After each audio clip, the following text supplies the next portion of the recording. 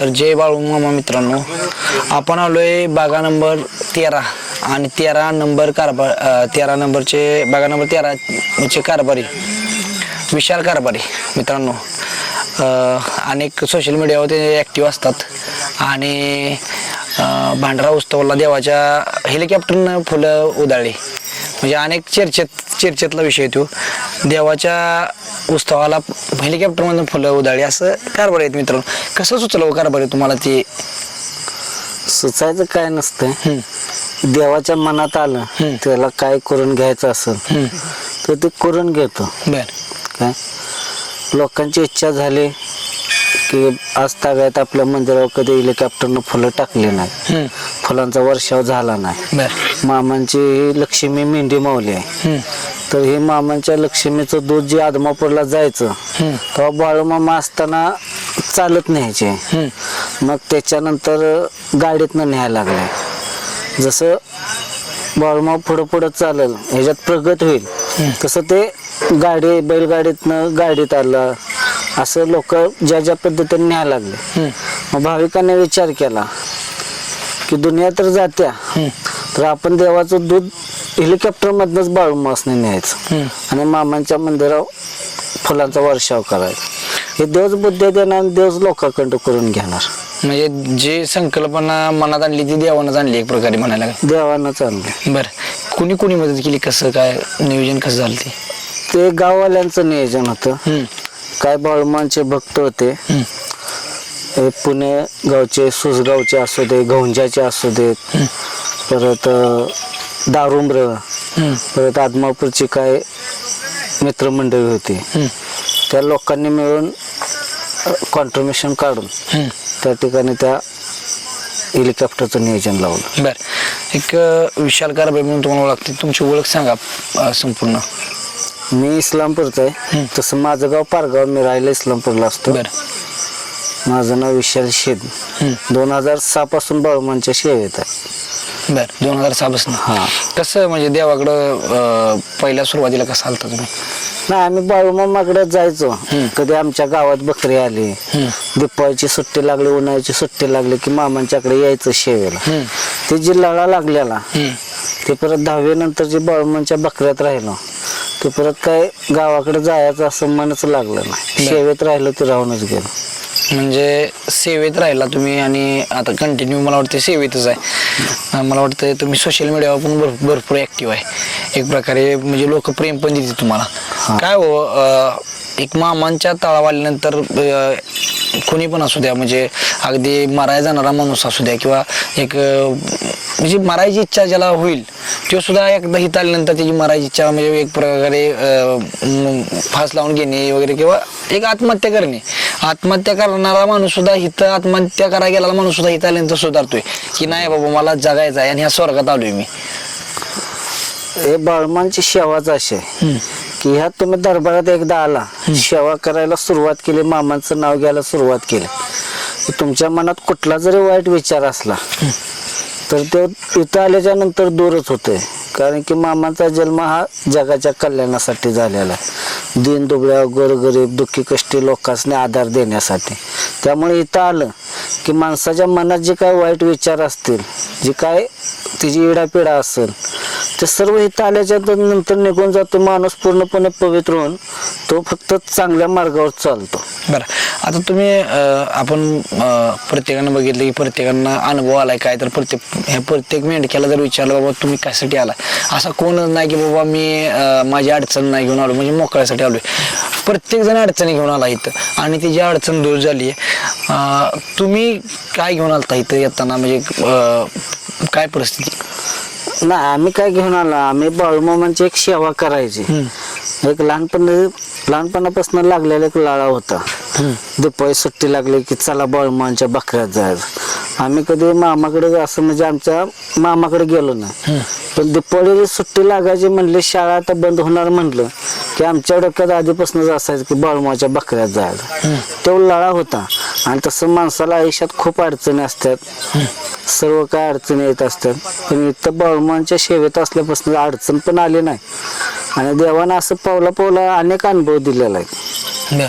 त्याने कधी आपल्या या सेवेत आल्यापासून आपल्या वाईट वेळ कधीच येऊन दिले नाही. म्हणजे आपण म्हणतो की मामा माझ्या पाठीशी आहे, म्हणजे कंटिन्यू, म्हणजे ज्यांनी ज्यांनी सेवा केली तर मी केली, मला माहिती आहे जिथं जिथं अडचण येते बाबा, शेवटचा क्षण आहे एखादी गोष्ट की बाबा आता वाटतं की काय नाही संपलंय सगळं, त्यावेळेस वाटतं की कुठं नाही आज मामा आपलं काहीतरी कुठं नाही कुठं तरी आपल्याला मामा मदत करतील, आणि तिथं मामा धावून येतच.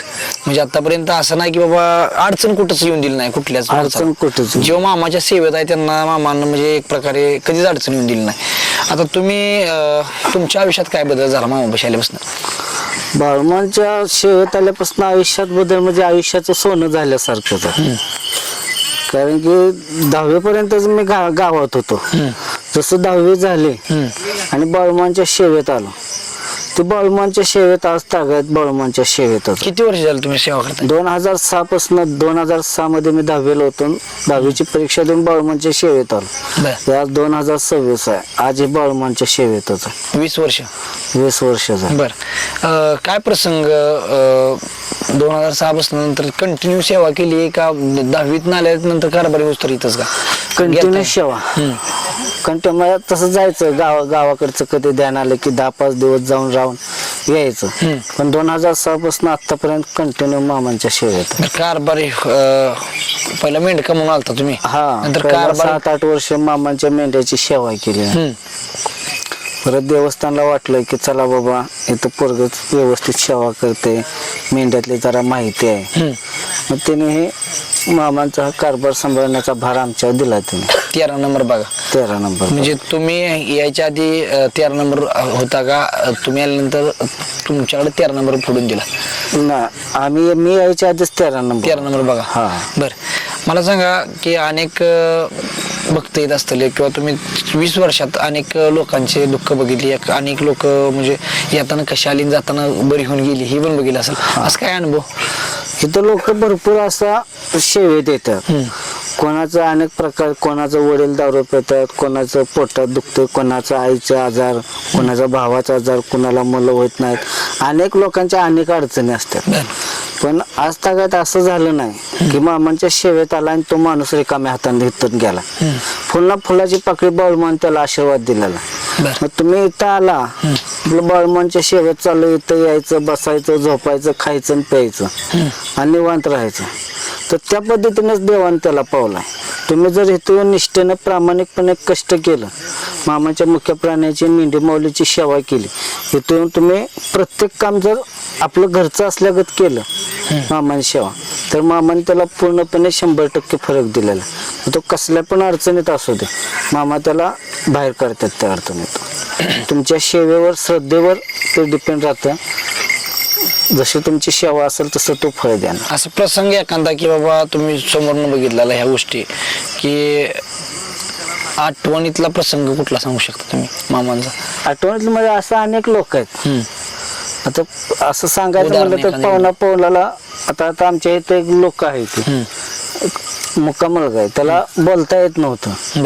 तर आता त्याचं शब्द फुटायला लागल्यात, त्याला बोलायला लागल्यात. अनेक असे लोक आहेत. आता अनुभव सांगायचं म्हटलं तर अनुभव सांगायला रात्रंदिवस पुरायचा नाही. एवढं पावलाला ज्या गावात जाईल त्या गावात काही नवीन अनुभव येतात. इथं अनेक मुलं सेवेला बाळूमांची येतात.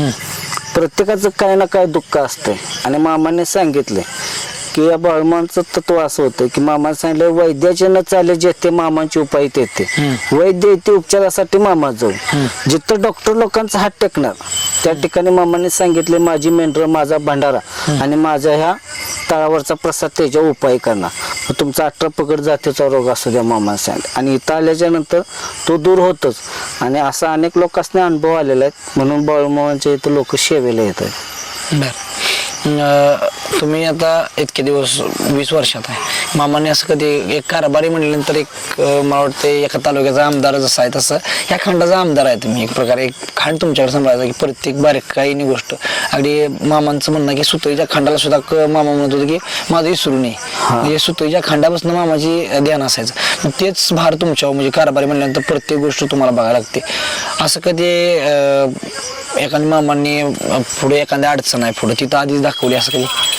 नाही नाही अडचण अशी त्यांनी कधी काही दाखवली किंवा संकट आहे, संकटाच्या आधी एक मामा म्हणजे दृष्टांत देतात हे खरं आहे, आणि तुम्हाला म्हणजे कारभाराला प्रत्येक कारभाराला दृष्टांत देतात, तुम्हाला कसं कधी? आता मी बाळमांच्या सेवेत 2006 पासून आहे, म्हणजे जवळ 20 वर्ष झालं बाळमांची सेवा करतो.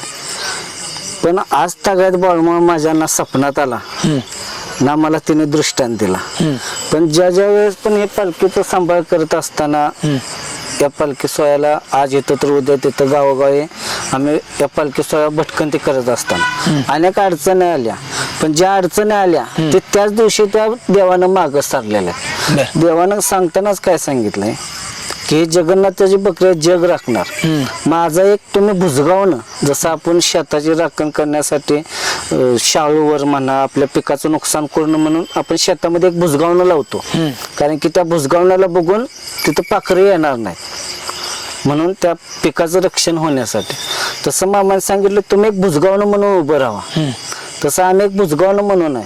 हे कसं होतंय काय होतंय, आणि जर असा विचार आम्ही जर कधी केला तर हे आम्ही एवढं सगळं करतोय तर स्वतः आम्हावरच विश्वास बसत नाही की आम्ही हे करतोय.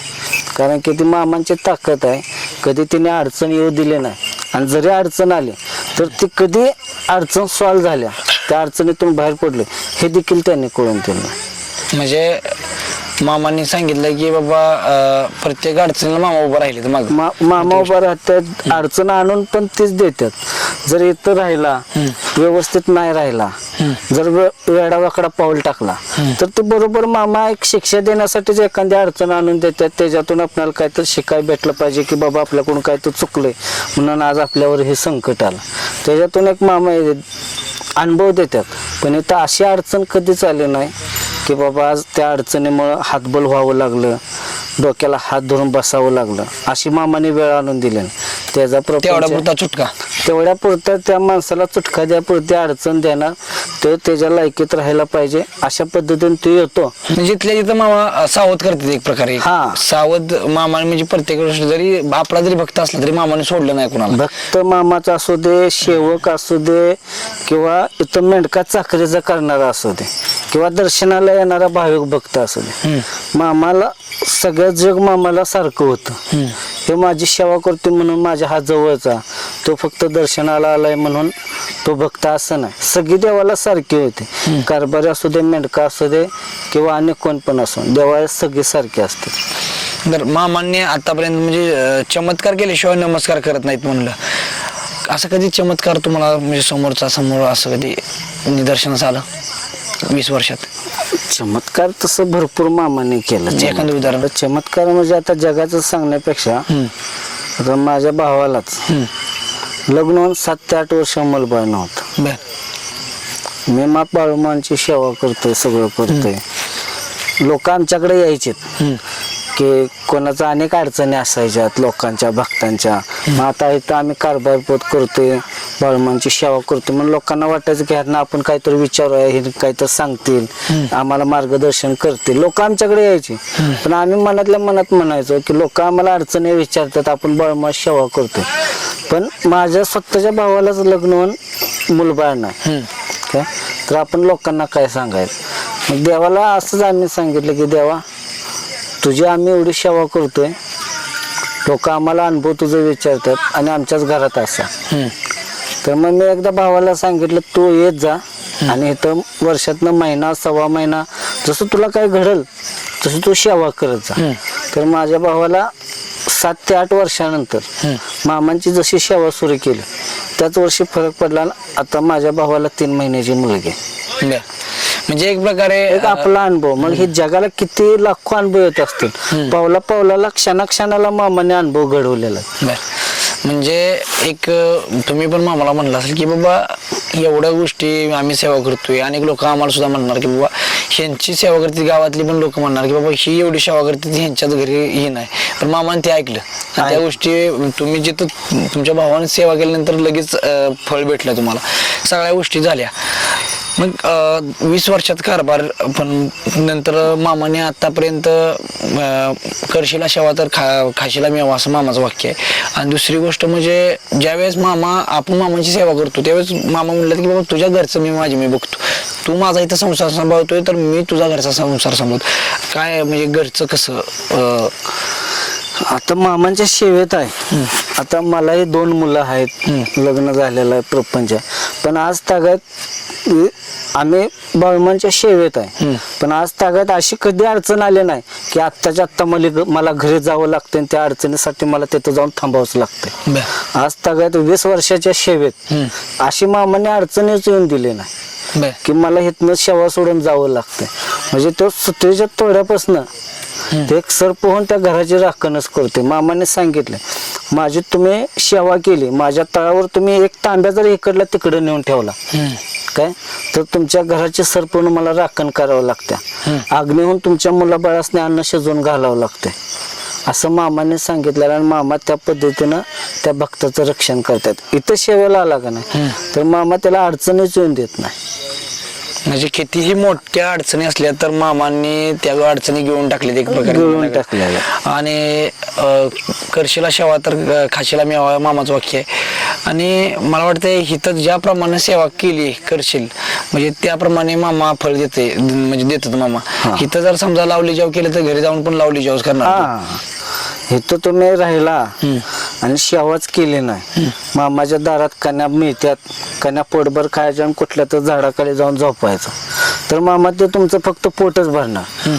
तुम्ही इथं राहून मामांच्या मुख्य प्राण्यांची काळजी घेतली, त्यांचं दुःख सुख बघितलं, त्यांना चारा पाणी वेळेवर दिला तर बाळूमामा सुद्धा तुमच्या प्रपंचात सर्व काही वेळेवर, जशी तुम्ही बाळूमांच्या मेंढ्याची काळजी घेतली तसं बाळूमा तुमच्या मेंढ्याची काळजी घेणार. बाळूमामा या कलियुगातील एकमेव देव असा आहे की बाळूमामा फक्त सेवा केल्यानं पावतोय. तुम्ही जे पेटीत आणून 10 लाख रुपये टाकलं किंवा देवाला पैसा विकत घ्यायचा म्हणलं तर बाळूमामा पावत नाही. मामाने सांगितलं, माझी मेंढर सुखात तर सारं जग सुखात आणि माझा मेंढका सुखात तरी बाळू धनगर सुखात. जेवढं तुम्ही मुख्य प्राण्याला मामांच्या सुख दिशेला त्याच्या दुप्पट बाळूमामा तुम्हाला सुख देणार. म्हणजे मामांना म्हणजे पहिल्यांदाच सांगून ठेवलेल्या गोष्टी प्रत्येक गोष्टी खऱ्या ठरल्या. आता कलियुगातला शेवटचा संत म्हणजे मामा. आणि म्हणजे पहिला कलियुगातलं जे कलियुगात विज्ञान सुद्धा मागं पाडलं की मामाने सांगितलेलं बाबा एक असा एक रोग येईल की त्या रोगात म्हणजे डॉक्टर लोक हात टेकतील.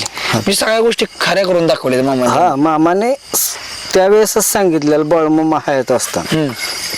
मामाच्या ग्रंथामध्ये वैद्याचे न चाले जेथे मामाचे उपाय तेथे. म्हणजे जिथं डॉक्टर लोकांचं चालणार नाही, जिथं डॉक्टर लोक हात टेकतील तिथं मामांचे उपाय काय, तिथं मामा उपाय करणार.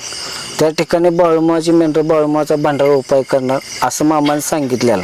आणि बाळूमामा असताना सुद्धा मामाने कोल्हापूर गावचे डॉक्टर गड साहेब त्यांचा स्वतः बाळूमामाने 3 मोठ्या चटणी खायला दिली आणि त्यांचा कॅन्सर बाळूमाने बरा केला. मामापाशी लिंबू ताय धागा दोरा जंत्र मंत्र असलं काही चालत नव्हतं.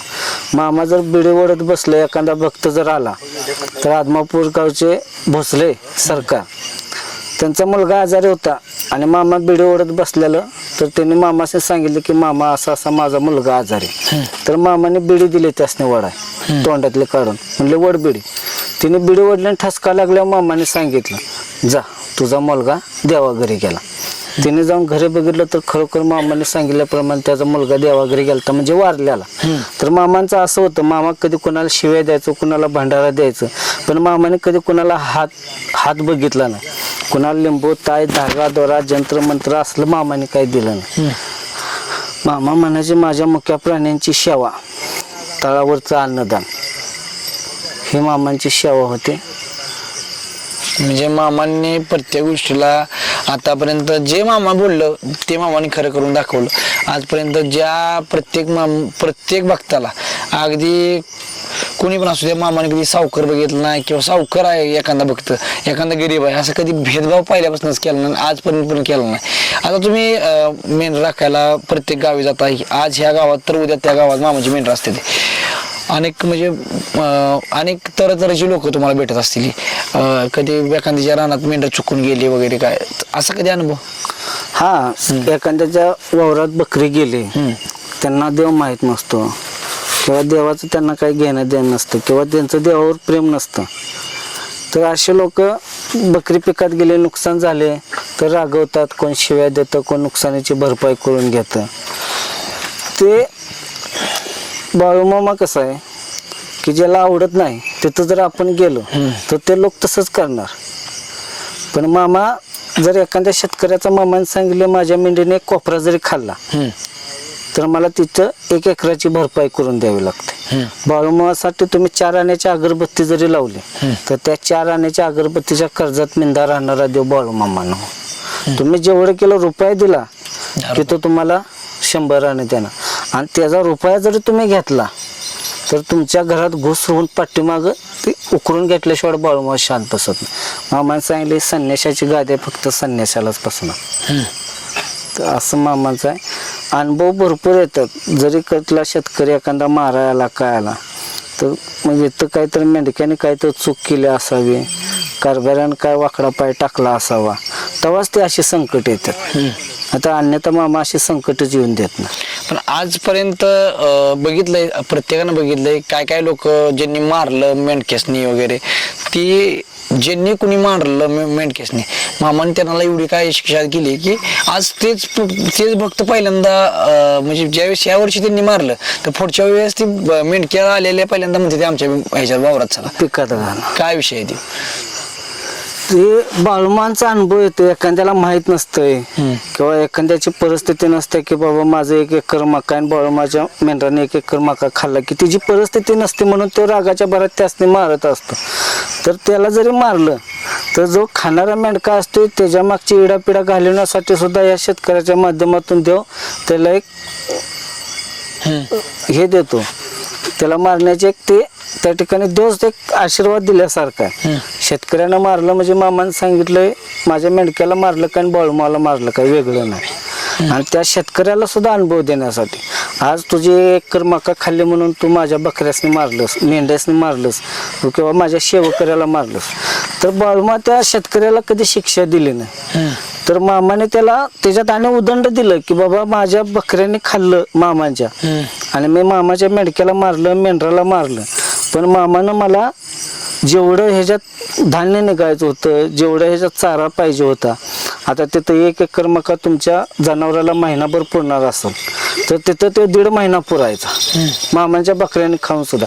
असा अनुभव दिल्याच्या नंतर जेव्हा बाळूमाची बकरी परत येतील तेव्हा ते लोक त्या मेंढ्याला चाराय सुद्धा देतात आणि परत बाळूमाच्या तळा अन्नदान सुद्धा करतात.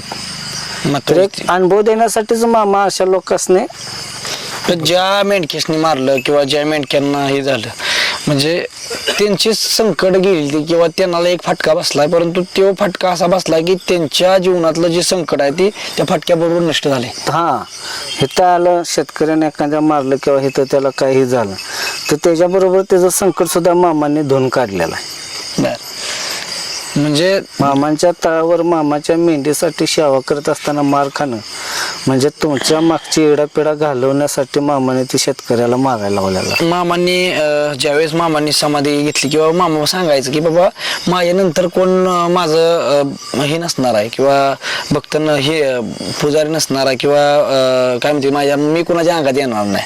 पण आता अनेक ठिकाणी बघतोय आपण की बाबा माझ्या अंगात देव येतोय किंवा देवाचे नाव कुठेतरी समाजाची दिशाभूल केली जाते. ह्या लोकांना काय सांगताल तुम्ही? हे लोक आपल्या पोटा पाण्याचा प्रश्न सोडवण्यासाठी देवाचं नाव, बाळूमांचं नाव वापरायचं आणि आपला प्रपंच वाढवायचा, आपल्या पोटा पाण्याचा प्रश्न सोडवायचा. कारण की बाळूमामा हयात होते ना त्यावेळेस मामांना सुद्धा वाटायचं की ह्या गादीवर कोणाला तर बसवावं, ही गादी माझ्यासारखीच कोणी तर पुढे चालवल. मामांच्याकडे एक संजीवनीची कांडी होती, ती संजीवनीची कांडी मामाला कोणाला तर द्यायची होती. पण दिवस उगवल्यापासून दिवस मावळेपर्यंत बाळूमा या पृथ्वीतलावर हिंडलं की ही संजीवनीची कांडी कोणीतरी घेल आणि माझी गादी चालवल. पण दिवस उगवल्यापासून दिवस मावळेपर्यंत त्या लायकीचा एकही माणूस सापडला नाही की मामांची संजीवनीची कांडी घेऊन ही गादी चालवल असं. म्हणून ते एकही माणूस सापडला नसल्यामुळे मामाने ती संजीवनीची कांडी कोणाला दिली नाही, ना कोणाला आपलं शिष्य बनवलं, ना आपल्या गादीवर कोणाला बसवलं. काय त्यामुळे मामांच्या गादी कुठला शिष्य नाही, मामा कुणाचं गुरु झालं नाहीत काय, मामा कोणाच्या अंगात गेले नाही. मामा कुणाच्या अंगात जायत नाही. मामा सांगाय जी काय तुम्हाला सुख दुःख असेल, माझ्या मेंढीची सेवा चिमटभर भांडारा घेऊन जावा. ह्याच्या पलीकडे बाळूमाने कधी कोणाला काय दिलं नाही. ना बाळूमाने महाराज कोणाला दिला, ना माझ्या नावावर तुम्ही देवरसपण करा म्हणून सांगितलं. आणि मामाने सांगताना सांगितलंय, माझ्या जर नावावर देवरसपण करून जर तुम्ही लोकांना, गोरगरीब लोकांना लुबाडशीला तर ते तुम्हाला भोगावं लागणार काय. आणि ही लोक अजून अशी बरीच लोक आहेत मामांच्या नावावर देवरसपण करतात. सगळ्यांनी भोगायला मिळाले. कोणाच्या घरात चांगलं नाही, त्यांच्या घरातली दुखणी त्यासने सोडवायची होईनात आणि ही जगाची दुखणी सोडवायच्यात फक्त पैसा कमवण्यासाठी. ना त्यांच्या बाळूमामा अंगात येतो, ना बाळूमामा कोणाच्या अंगात जात.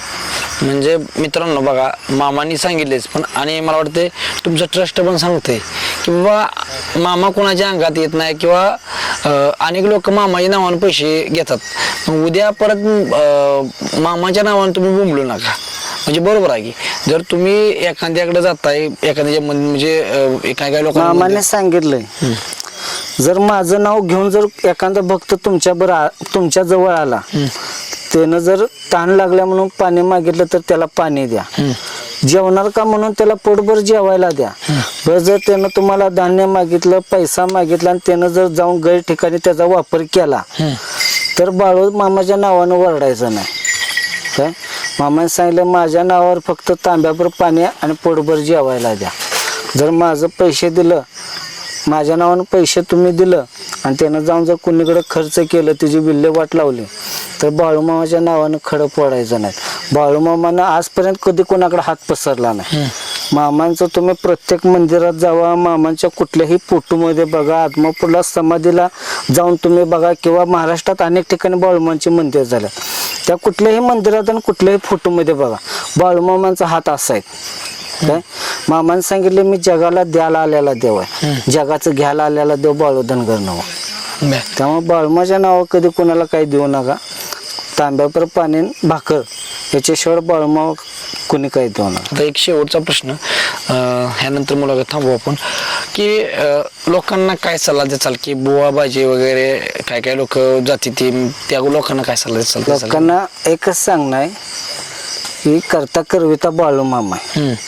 बाळूमामा पृथ्वी जन्माच्या अगोदरचा आहे. आणि ज्या वेळेस ओलं झाडी एकाच वेळेस उभ्याने पेटतील त्या दिवशी मला मामाने सांगितले नाही म्हणून समजा, तोपर्यंत मला कुठूनही हाक मारा, तुमच्या टाचच्या पायाच्या टाचखाली मी उभा आहे, तुमच्या हाकेला मी धावून येणार आहे. तर ह्या कुलयुगात शेवटचा देव म्हणलं तर बाळूमामा काय. त्यामुळं बाळूमामा तुमच्यासाठी हाक मारेल ते तो उभा राहतो. तुम्ही जर अशा बंधू महाराजांच्याकडे गेला, पैसे देऊन बाळूमामा कोणाच्या घरात येत नाही. तुम्हाला वाटत असेल एखाद्या महाराजाला 10,000 दिलं, 20,000 दिलं आणि त्यानं बाळूमाचा भांडारा घेऊन तुमच्या घरी आला तर त्याच्यासोबत तुमच्या घरात बाळूमामा येईल, तर बाळूमामा पैशानं पावणारा देव आहे, देव नाही. मामाने आपल्या भक्तासने जमिनीतनं पैसे काढून दिलेला आहे काय.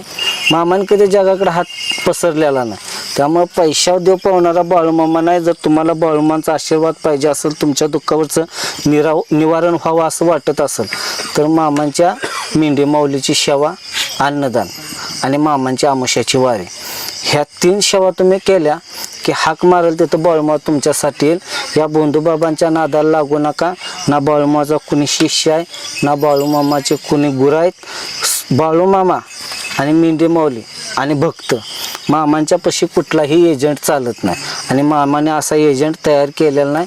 आणि मामाने असा एजंटच कुठला तयार केलेला नाही. त्यामुळे भक्त बाळूमामा इथं डायरेक्ट कनेक्शन आहे. एजंटद्वारे तुम्हाला बाळूमामा भेटणार नाही. तर मित्रांनो धन्यवाद. जय बाळूमामा. जय बाळूमामा.